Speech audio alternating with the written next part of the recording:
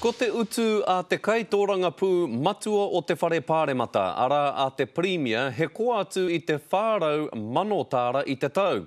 Ko te utu a te kai whakapai matua o te whare pāremata, he rua te kau ma iwa manotāra i te tau.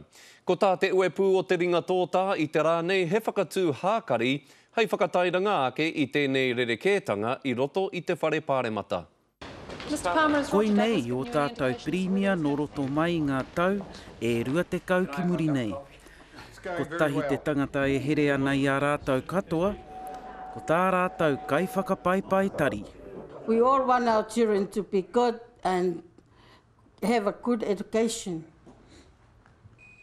But most of us, we can't do that. Tata ki te rua te kautau a Jane Ikurere e mahi ana i te whare pāremata.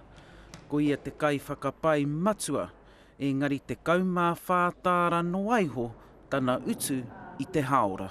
I'm here and we all here to ask the Parliament, please put our wages up at least $15 an hour.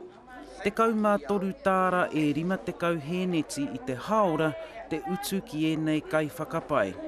E rua te kaumā whātāra te utu ki ngā kai whakapai whare ki te pāpaka nui a Māui. The government gives money to other places as like the hospital. They pay more than, they pay $15. And also some of the school. But why not us? Ko te nuinga o tana utu, ka whakapaua ki ana nama.